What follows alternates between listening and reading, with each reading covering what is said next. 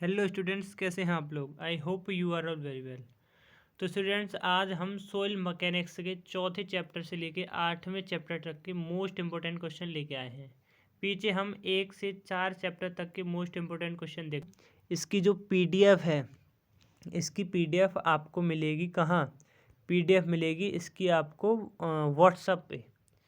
WhatsApp पे मिलेगी इसकी पीडीएफ। और व्हाट्सएप नंबर जो है वो आपको इसी वीडियो में मिल जाएगा, ठीक है। और व्हाट्सएप पे मिलेगी, प्लस आपको कैसे मिलेगी? प्लस आपको पेड मिलेगी। अब पेड के नाम से घबराना मत, पहले पूरी प्रोसेस सुन लो। क्या है प्रोसेस? प्रोसेस ये है कि आपके 6 सब्जेक्ट हैं सिविल इंजीनियरिंग में। अब पेपर भी आपके पोस्टपोन्ड हो चुके हैं, ठीक है। अब मैंने क्या किया है, इन 6 सब्जेक्ट्स के बिल्कुल प्रीवियस ईयर पेपर की एनालिसिस करके इम्पोर्टेंट क्वेश्चन 6 सब्जेक्ट के, सारे सब्जेक्ट के बना लिए हैं इम्पोर्टेंट क्वेश्चन। और प्लस उनके जो आंसर्स होते हैं वो सब लिख लिए हैं, ठीक है। इसलिए वीडियो नहीं आई थी इतने दिनों में, क्योंकि मैं ये तैयार कर रहा था। तो सब लिख लिए हैं। आपको जो है 6 सब्जेक्ट के सारे नोट्स, इम्पोर्टेंट क्वेश्चन के सारे नोट्स जो है आपको प्रोवाइड करा दी जाएंगे 6 सब्जेक्ट के, ठीक है, विद इम्पोर्टेंट क्वेश्चन और उनके आंसर के साथ में। बस प्राइस, हाँ प्राइस के बारे में बात कर लें। प्राइस देखो, प्राइस कितना है? प्राइस ज़्यादा नहीं है, मात्र 200 रुपये, ठीक है। 200 रुपये देने हैं आपको और आपको 6 सब्जेक्ट के इम्पोर्टेंट क्वेश्चन मिल जाएंगे। भाई 200 रुपये में क्या आता है आज के ज़माने में, ये बताओ पहले तो। 200 रुपये में भाई 300 रुपये तो नॉर्मली एक ट्यूशन के ले लेता है टीचर। मैं तब भी 200 रुपये ले रहा हूँ, जबकि आपको सारे नोट्स प्रोवाइड करा रहा हूँ, ठीक है भाई। क्योंकि मेरी भी कुछ मेहनत लगती है, तो थोड़ा सा मुझे भी सपोर्ट करना। हाँ, कैसे करोगे वो देखो, वो बताऊँ मैं आपको कैसे मिलेंगे नोट्स। देखो, टेलीग्राम पे नोट्स ऑफिस की बात है सीधे सी कि टेलीग्राम पे तो नहीं मिल पाएंगे। मिलेंगे कहाँ आपको? इसी वीडियो में एक व्हाट्सअप नंबर मिलेगा। क्या मिलेगा? व्हाट्सअप नंबर मिलेगा आपको इसी वीडियो में। और उसी व्हाट्सअप नंबर पे आपको 200 रुपये क्या है, पेटीएम कर देने हैं। अब जब पेटीएम करोगे 200 रुपये, तो उस पेटीएम का जो पेमेंट हो जाता है उसका स्क्रीनशॉट ले लेना। उस स्क्रीनशॉट लेके आप जो है मेरे इस नंबर पे, जो व्हाट्सअप नंबर मिलेगा उस पर सेंड कर देना, ठीक है। सेंड कर देना, यकीन मानिए आप सेंड करने के 1 मिनट के अंदर आपको जो है सारे notes with PDF high quality के साथ में प्रोवाइड करा दिए जाएंगे, ठीक है। एक बार भरोसा करके देखिए, बेशक हम और तुम बहुत दूर हैं, लेकिन दिल से बता रहा हूँ, एक बार भरोसा करके देखिए, ठीक है। बाकी आप लोगों की मर्ज़ी है, आपको लेने हैं या नहीं लेने हैं। मैं आपको प्रेशराइज़ नहीं करूँगा, क्योंकि भाई पैसा आप लोगों का है और पढ़ना भी आप लोगों के, ये भी समझ लो आप बात, ठीक है। तो यही कहना चाहूँगा मैं। अब बाकी नहीं लेना तो कोई दिक्कत नहीं है, मैं ऐसे ही आपको पढ़ा दूँगा यूट्यूब पे, ठीक है। ऐसे ही देखते रहना वीडियो। चुके हैं आज हम 4 से लेके 8 तक के मोस्ट इम्पोर्टेंट क्वेश्चंस देखने वाले हैं, ठीक है। और मैं आप लोगों को एक और ज़रूरी सूचना दे दूँ। वो ज़रूरी सूचना ये है कि आप लोगों के लिए जो पीडीएफ प्रोवाइड कराई जाती थी टेलीग्राम पे, तो हुआ क्या है कि उस पीडीएफ को कुछ लोग जो है पैसों में बेच रहे हैं, ठीक है। तो उन सब से मेरी रिक्वेस्ट है, प्लीज़ यार पढ़ लो। क्यों पैसों में बेच रहे हो किसी को? अगर नहीं मानोगे तो फिर मुझे भी वो पीडीएफ भेजना बंद करनी पड़ेंगी, मुझे भी फिर मतलब उन पे कोई प्राइस रखना पड़ेगा, ठीक है ना। तो मत करो, ये वार्निंग है पहली, मत करो, वरना फिर मजबूरन मुझे भी करना पड़ेगा, ठीक है। तो भाई जो भी कर रहा है तो रिक्वेस्ट है यार, किसी को मत बेचो, पैसों में मत बेचो, ठीक है। किसी की मेहनत है कि आप किसी को पैसों में बेच रहे हो, ये अच्छी बात थोड़ी ना है। तो पढ़िए, बाकी अपना जितना भी हो सकता है मैं आपके लिए करूँगा। आप जो बस चैनल को सपोर्ट करके रखिएगा और वीडियो को शेयर कर देना। चलिए हम बिना किसी टाइम वेस्ट के क्वेश्चन देखते हैं। देखिए क्वेश्चन है, 5वां चैप्टर है आपका प्रभावी प्रतिबल। ज़्यादा बड़ा चैप्टर नहीं है, 2-3 टॉपिक्स हैं, उनको देख लो।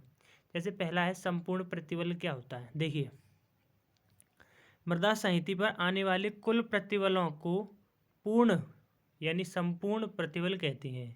इसे सिग्मा, सिग्मा जेड या सिग्मा बी से दर्शाते हैं, ठीक है।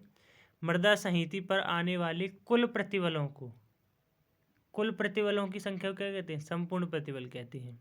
जैसे आपका सिग्मा बराबर होता है sigma effect plus sigma N, ठीक है। चलिए आगे देखिए, यहाँ पे यहाँ पे सिग्मा क्या है, पीछे मैं बता चुका हूँ। सिग्मा है आपका संपूर्ण प्रतिबल, और आपका सिग्मा इफेक्ट क्या है, आपका प्रभावी प्रतिबल, और सिग्मा एन क्या है, निष्क्रिय प्रतिबल, ठीक है। तो चलिए आगे देखते हैं। प्रभावी प्रतिबल हो गया, संपूर्ण प्रतिबल हो गया। अब प्रभावी प्रतिबल देखते हैं क्या होता है। प्रभावी प्रतिबल यानी कि सिग्मा इफेक्ट। देखिए, मृदा कणों में उत्पन्न प्रतिबलों को प्रभावी प्रतिबल कहते हैं, इसे सिग्मा इफेक्ट से दर्शाते हैं। अब यहाँ से अगर आप सिग्मा इफेक्ट बराबर निकालोगे तो सिग्मा इफेक्ट बराबर क्या आएगा, फॉर्मूला आपका निकल के, ये सिग्मा एन पहुँच जाएगा इधर, तो ये सिग्मा पहले से था और माइनस में इधर आ गया सिग्मा एन, ये फॉर्मूला बन जाएगा नया, वही नीचे लिखा गया है। ये देखिए नीचे वही लिखा गया है, ठीक है। आगे देखिए निष्क्रिय प्रतिबल। देखिए निष्क्रिय प्रतिबल क्या होता है। देखिए पानी में उत्पन्न प्रतिबलों को निष्क्रिय प्रतिबल कहते हैं। निष्क्रिय कहाँ पे उत्पन्न प्रतिबल, पानी में प्रतिबल उत्पन्न होगा तो वो उसे कहेंगे निष्क्रिय, ठीक है। इसे किससे दर्शाएंगे, सिग्मा एन से। किससे दर्शाएंगे भाई, सिग्मा एन से। तो सिग्मा एन का फॉर्मूला निकालना चाहो तो इसको इधर ले आओ और इसको इधर ले आओ, तो सिग्मा माइनस सिग्मा इफेक्ट, ये है आपका, ये लिखा गया है, ठीक है। चलिए, ये संपूर्ण प्रतिबल वाला फॉर्मूला हम पीछे ही बता चुके हैं आपको। क्या होता है, प्रभावी प्रतिबल प्लस निष्क्रिय प्रतिबल, दोनों को जोड़ दो तो संपूर्ण प्रतिबल के बराबर आ जाता है। ये चैप्टर नंबर आपका 5वां खत्म हुआ, इसमें से यही इंपॉर्टेंट था, ठीक है। तो इसको पढ़ के जाना है आप लोगों को, और बिल्कुल भी जो है इसमें क्या होशियारी नहीं करनी है। थोड़े से दिए हैं मैंने तो इनको याद कर लेना। 3 ही टॉपिक तो हैं यार, देखो, एक संपूर्ण प्रतिबल है, उसके बाद में प्रभावी प्रतिबल है, फिर निष्क्रिय प्रतिबल है, 3 है, 3 याद कर लेना। और तीनों में ये एक फॉर्मूला है, ठीक है। संपूर्ण प्रतिबल बराबर प्रभावी प्रतिबल प्लस निष्क्रिय प्रतिबल। अगला देखिए चैप्टर नंबर 6, मृदा का विरूपण। क्या होता है मृदा का विरूपण, देखिए पहली हेडिंग है इसमें, संघनन या धसन। संघनन या धसन क्या होती है। देखिए मृदा संहति पर संरचना का भार नींव के माध्यम से स्थानांतरित होता है। देखिए मृदा जो होती है, मिट्टी जो होती है, मिट्टी पर किसी भी चीज़ का भार किसके द्वारा आएगा, वो उस नींव के द्वारा आएगा जो कि उस पर लगाई गई है। जैसे ये मिट्टी है और ये नींव है, अब यहाँ ये ऊपर रोड है, तो रोड पे जो वाहन चलेंगे उनका भार कहाँ आएगा, नींव पर आएगा। अब नींव उस वेट को, उस भार को इस मृदा पे स्थानांतरित करेगी, ठीक है। तो उसके कारण क्या होगा कि मृदा में उपस्थित जल की निकासी के कारण मृदा के आयतन में कमी, और उसके कारण उसमें होने वाली धसन को संघनन धसन कहते हैं। देखिए मैं बताता हूँ कैसे। देखिए ये आपकी मान लो ये मृदा है, ये वाली ये मृदा है, ठीक है। अब यहाँ पे ये नींव है, अब नींव के ऊपर क्या है, मान लो कोई रोड वगैरह है, ठीक, बिल्डिंग वगैरह, रोड वगैरह कुछ भी हो सकता है। तो ऊपर मान लो रोड है, अब यहाँ पे ये वाहन चल रहे हैं, ये वाहन, तो इन वाहन का वजन जो है ये नींव पर ही तो है। अच्छा नींव क्या करेगी, यहाँ से इस वाहन के वजन को इस मिट्टी पे स्थानांतरित कर देगी, इस मिट्टी को दे देगी कि ले भाई तू संभाल इसको।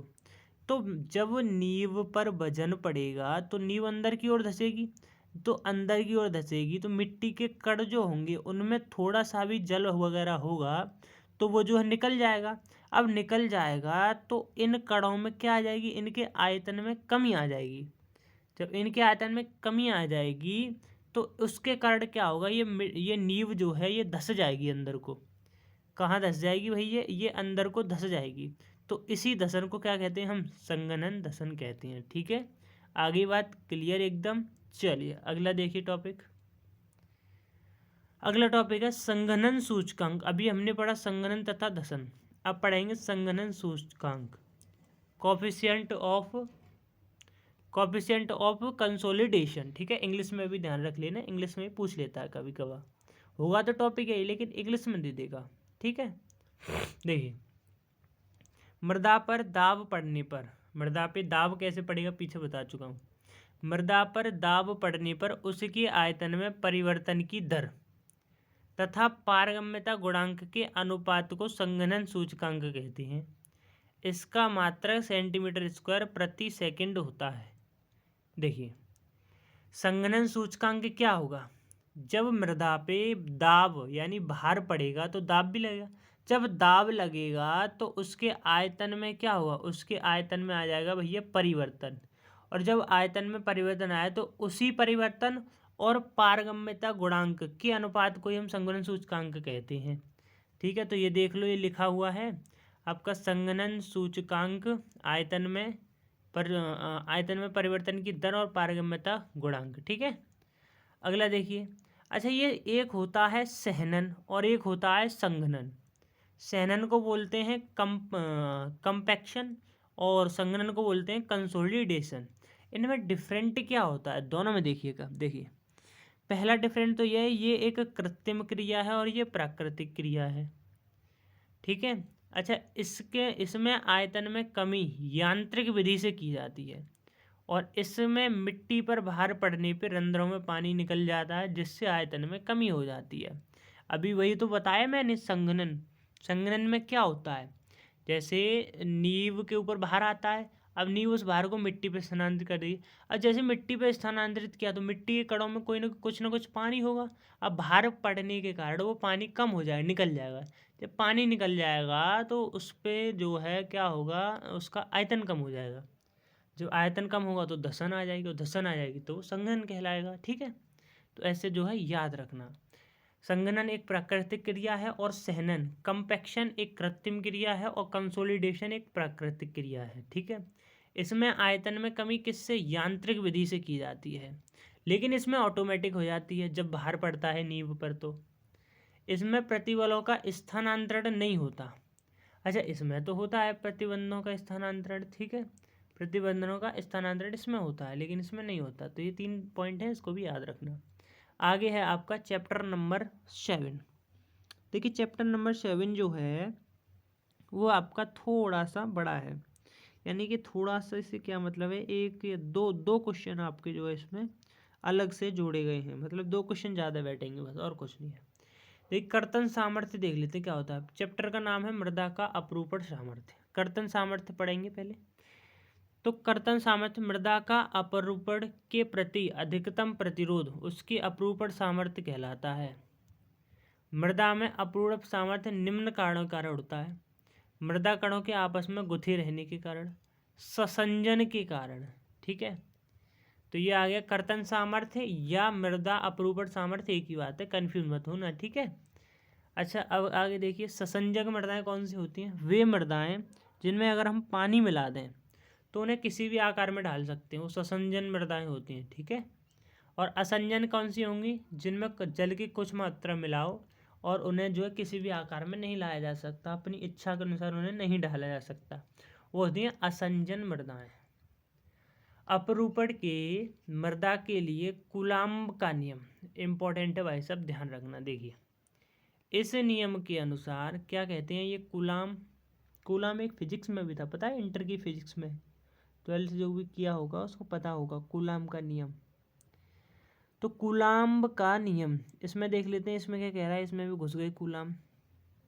देखिए इस नियम के अनुसार मृदा की अपरूपण सामर्थ्य मृदा कणों की ससंजकता, मृदा पर आने वाले कुल अविलंब प्रतिबल तथा मृदा के आंतरिक घर्षण कोण पर निर्भर करती है। अर्थात अपरूपण सामर्थ्य अविलंब प्रतिबल के समानुपाती होती है। अपरूपण सामर्थ्य अविलंब प्रतिबल के समानुपाती होती है, यानी कि टीएफ क्या है, टीएफ है अपरूपण सामर्थ्य। ठीक है, सी क्या है, ये है ससंजकता। सिग्मा क्या है, सिग्मा है अविलंब प्रतिबल, और फाई क्या है, आंतरिक घर्षण कोण। ये इधर डायग्राम भी है, डायग्राम देखना चाहो तो देख लेना।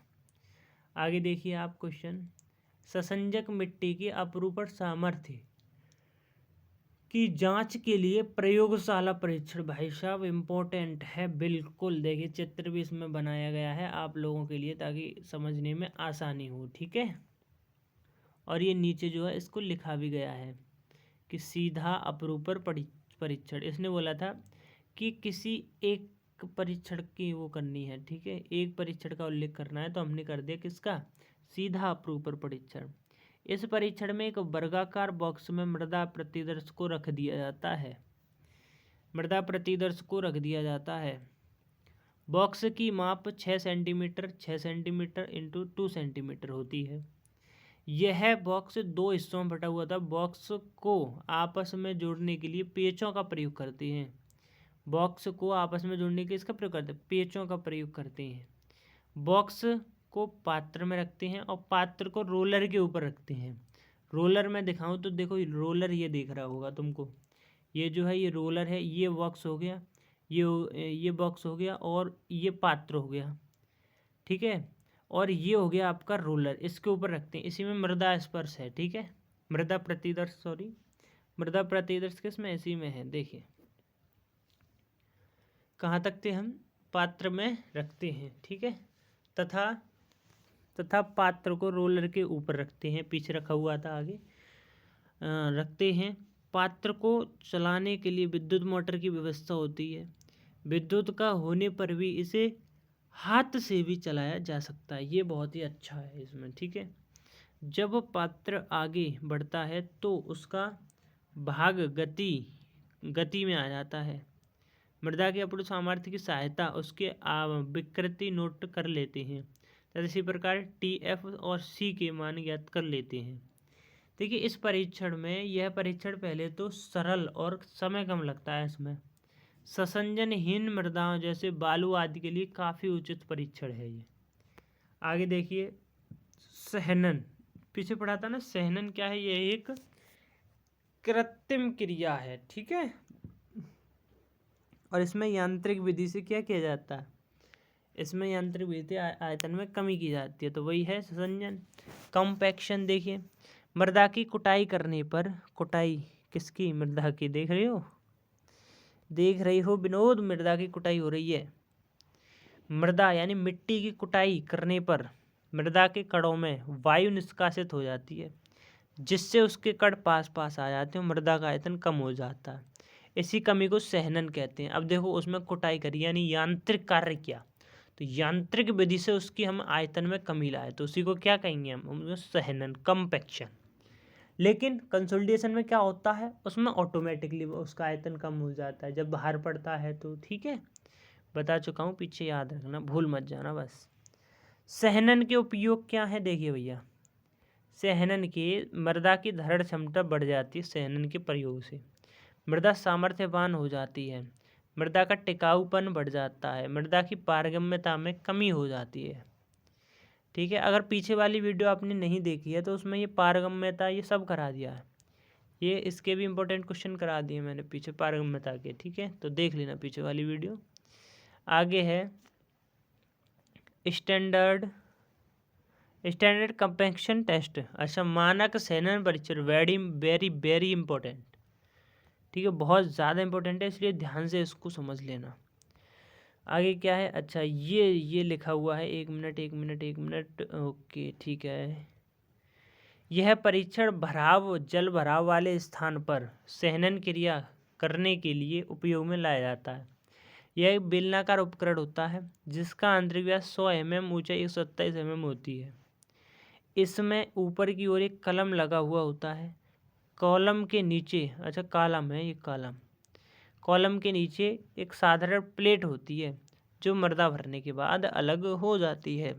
चित्र एक बार से फिर दिखा दूं मैं, ये देखिए सर, ये देखिए चित्र, देखिए आप, इतना खूबसूरत तरीके से बनाया है मैंने, ठीक है। ये सब आप लोगों के लिए है, बस अपना जो सपोर्ट दिखाए रखना चैनल पे, बस यही तो चाहिए यार तुमसे, और क्या ले रहे हैं हम, और कुछ भी नहीं ले रहे, यही चाहिए, और क्या दिक्कत है। परीक्षण विधि, टेस्टिंग मेथड क्या है, सर्वप्रथम आधार प्लेट का भार नोट कर लेते हैं। परीक्षण कैसे करेंगे वो सुनो। सबसे पहले क्या करना है, जो आधार प्लेट है उसका वेट माप लो, मैं वेट माप लिया, उसके बाद स्थल से लाएगी जहाँ से भी आप मिट्टी को लाए हो, उसके 5 नमूने छानकर तैयार करो, 5। फिर उसके बाद प्रथम नमूने का परीक्षण करने से पहले उसमें जल मिलाकर सांचे की 3 परतों में भरा जाता है। प्रत्येक परत की कुटाई रेमर की सहायता से की जाती है। रेमर होता है, उससे जो मृदा की कुटाई होती है, और आदमियों की कुटाई किससे होती है, हथौड़े से। 2 परतें भरने के बाद एक कॉलर अवश्य लगा दें ताकि तीसरे पद की कुटाई सही से की जा सके। कुटाई की हुई मृदा सांचे सहित तौल ली जाती है। ठीक है। मृदा का स्थूल घनत्व ज्ञात करके मृदा नमूने का जलांश ज्ञात करती है। उसके बाद स्थूल घनत्व से शुष्क घनत्व इस प्रकार ज्ञात करते हैं। ये फॉर्मूला है स्थूल घनत्व से शुष्क घनत्व ज्ञात करने का, जहाँ पे वाईडी क्या कहते हैं इसको, गामा डी जो है वो शुष्क घनत्व है, गामा वी क्या है स्थूल घनत्व, और डब्ल्यू क्या है जलांश। ठीक है भाई। आगे देखिए संशोधित प्रोक्टर संघनन परीक्षण। इसमें कुछ नहीं है, इसको भी पढ़ लेना, थोड़ा सा ही लिखा है। यह परीक्षण भारी संघनन कार्यों के लिए किया जाता है। इसमें धातु का एक बेलनाकार सांचा होता है जो प्रोक्टर टेस्ट में प्रयोग किया जाता है। इसमें रैमर का वजन, रैमर यानी हथौड़ी का वजन 4.9 kg होता है। इसमें मृदा 3 परतों की जगह 5 परतों में भरी जाती है तथा शेष विधि संघनन परीक्षण की भांति ही है। संघनन परीक्षण में क्या था, उसमें 3 लेयर्स में जो मिट्टी को भरा जाता है, लेकिन इसमें 5 लेयर्स में भरा जाता है मिट्टी को। ठीक है। वायु रंध्र रेखा इंपॉर्टेंट है, महत्वपूर्ण है। मृदा में वायु रंध्रों के किसी प्रतिशत पर जो रेखा जलांश व मृदा के शुष्क घनत्व के बीच में संबंध दिखाती है, वायु रंध्र रेखा कहलाती है। देखिए अभी दोबारा समझिए। देखिए ऐसी रेखा